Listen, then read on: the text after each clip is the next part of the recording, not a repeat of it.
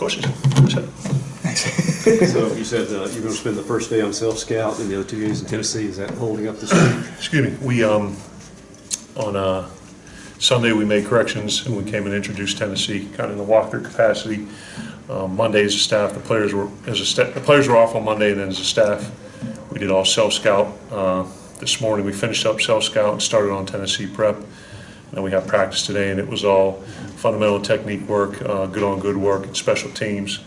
And kind of switched the reps around, so where the ones usually get the most, the twos the second most, and the threes the least. Made it more of a developmental type of practice where the red shirts and some of the younger guys were getting the majority of the reps. So it was good. It was experienced. They flew around, really competed. Do the same thing tomorrow, and then after that, the players will be off Thursday, Friday, Saturday. And we're going to hit the road recruiting on Thursday. You can see the impact that this year's class is having on the field. We feel great about the guys that we have committed. So yeah, Thursday, Friday, we'll be out recruiting our tails off. Was it surprising, maybe not surprising, but relieving or encouraging the guys were so spirited, as you say, that were after coming off the last game? Coming off last game? As a player or a coach and anyone who's competed at this level in any capacity, you never get over a loss. You learn to live with it. And the physical and emotional investment that goes into preparing for a football game and then playing it and have one come out the way it did, the food doesn't taste good. You don't get much sleep, but and it eats a hole in you, and that's just what it is. And the losses hurt more than the wins feel good. But we talk about singleness of purpose with our kids and making the corrections and then moving on and going 1-0. I expected them to come out like this because we put that game to bed on Sunday. After you reviewed film, what were kind of your takeaways from the Auburn game? Kind of what I said after the game. A lot of times it holds true or doesn't hold true to what your knee-jerk reaction is. But against here's what I said, against a team of their caliber, to spot them 21 early in the game and have to fight out of that hole or fight out of the corner. I don't know how realistic it was, but moved the ball fairly well. Had probably 3 or 4 opportunities that were invisible to the naked eye that we didn't take advantage of that would allow us to put more points on the board. Identification and communication. Run fits and coverage on defense, and then the fumble on kickoff return and the missed extra point. There were a couple coverage things, but it's kind of what I thought afterwards. When you fell behind in a deficit, how much did that take you off of your offensive game plan of what you were trying to do in that game? Against that front seven and that pass rush, and I think that's kind of what you saw Texas A&M fall into a little bit when they threw it 51 times. And having Colin Hill, you don't want to necessarily abandon the run, and you don't want to put it all on the quarterback's back. So there was an urgency to score, but not at the expense of just dropping back and trying to throw the ball all over the place. I think you're just trying to chip away at it, and I think that's what we had to do to continue to have success, because we're not like most teams are. You're not a team that can just drop back and throw it 50, 60 times a game. You need to be able to run it. So, but we certainly got off schedule, I guess, more than anything. Early impressions of Tennessee? In Tennessee, I watched the defensive side of the ball kind of skim through the offensive special teams, but it's obviously it's got Coach Pruitt's fingerprints on it. Kind of has that Alabama feel to it. 3 down personnel, but can get to 3 and 4 down out of it. Mixing 1 and 2 high coverages. Some pressure. We haven't got the 3rd down yet. We just done 1st and 2nd down, but you look at all the games. They've done some nice things. Saw Tommy with the boot after the game. How's he feeling? Did he practice at all? He did not. He did not today. But Kareem Walker did.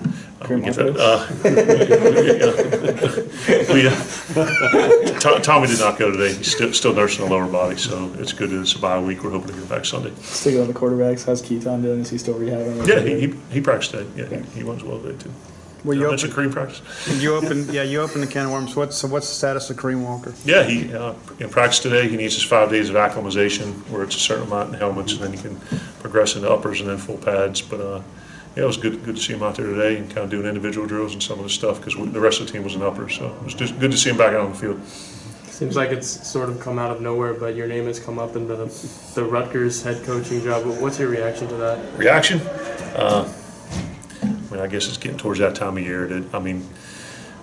We ask our players to be, focused on the task at hand, and right now I'm focused on, us getting better tomorrow, us doing a great job recruiting this weekend, and then doing what we need to do with the team next week to find a way to beat Tennessee. Has anybody from Rutgers contacted you or your representatives? They have not.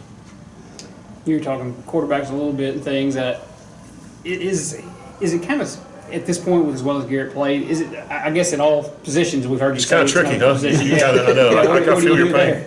there? With the quarterbacks? Quarterbacks, yeah. Yeah, I mean, Tommy's not completely healthy right now, so, this week we're just working on program and player development, just getting a bunch of reps of one with the young guys, but two good on good. So we'll see where Tommy's at on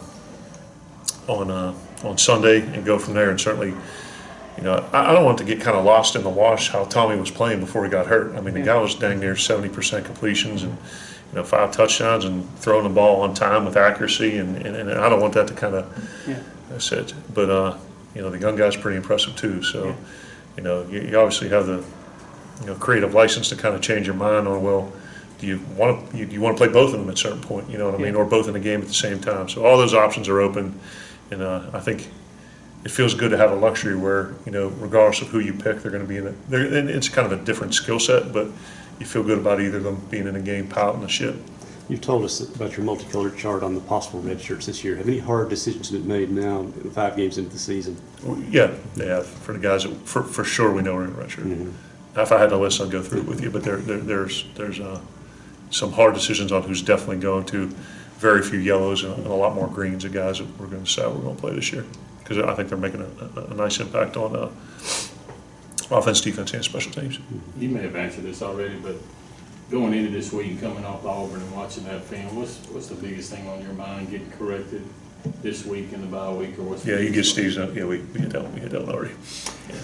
You mentioned having 2 quarterbacks on the field. Obviously, Tommy's done it. Do you think Garrett can line up and catch some passes? No, I mean, we did it at Penn State, and we actually had that package in the game for Auburn, but when Tommy went down, kind of took that. It was a nice little 6-play sequence that we had dialed up, and take the black Sharpie and kind of scratch it off your sheet, and, but it's still always something that we can do, and I like to do. We're already learning that Garrett's kind of a different cat in all sorts of ways, but are you still impressed with how he's just taken this opportunity and run with it?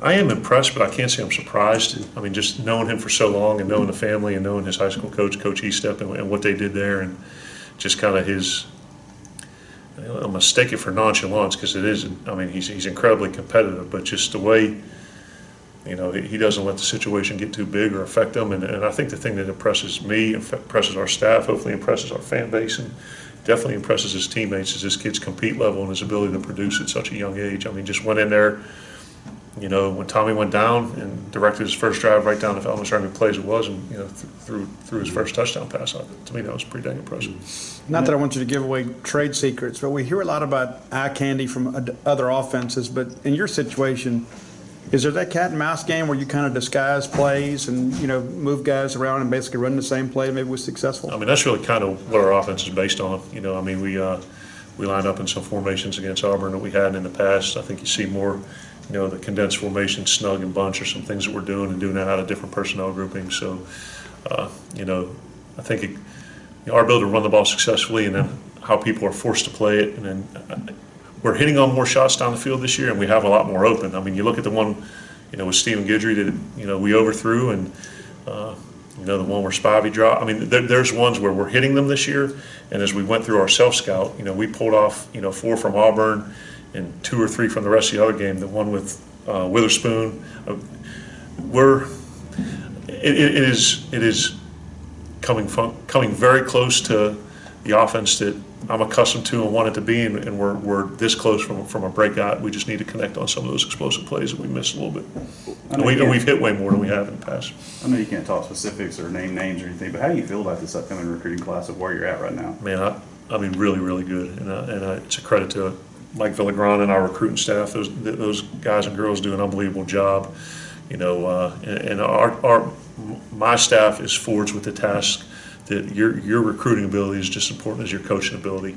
And I would find it hard-pressed to believe that there's another head coach in the country with the personal involvement that I have with every one of our top prospects and the kids, their parents, communication on a daily basis, and our ability, our need to differentiate ourselves because of maybe not having some of the bells and whistles and maybe not having some of the winning tradition, that you got to do something to kind of outwork people in that regard. And myself and our staff have made the full commitment that we're not going to use any excuse in recruiting, and we're going to go after the best of the best. And we may miss some, but we're going to hit more than we miss. Speaking of recruiting, with Garrett looking like he's not going to be able to redshirt this year, does that change the way you're going to handle this class in terms of quarterbacks? No, we got one, and we're planning to take one. Yep.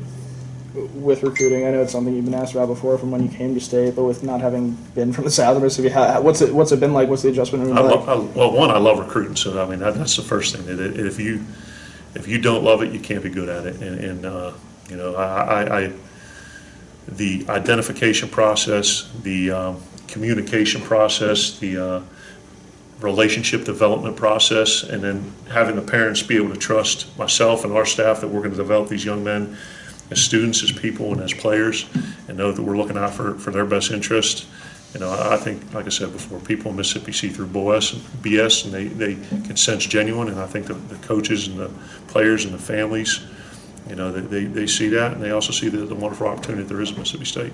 I mentioned I love recruiting. Sorry, I said that. Yeah. Another newsy item, but there's probably no better time than a bye week to ask it, but with the law in California, name, image, and likeness, what are your thoughts on that, and how do you think it would change the landscape of college football, and specifically at Mississippi State? That's a great question. I mean, in general, obviously it's an incredibly complex issue that probably, I don't want to say creates more questions than it answers, but I think you guys are getting to know me well enough by now that I'm not going to shoot from the hip and kind of throw something out there that turns into a soundbite no, I'm being serious, on a topic that I haven't had a chance to research. So when I kind of delve into it and look and see what they're talking about doing and what some of the specifics are relative to what they're going to, the player compensation, and how the NCAA kind of reacts to that individually by state or by school, then I'll be able to kind of proffer an opinion. But until then, it's just me, like everybody else, just giving like a knee-jerk.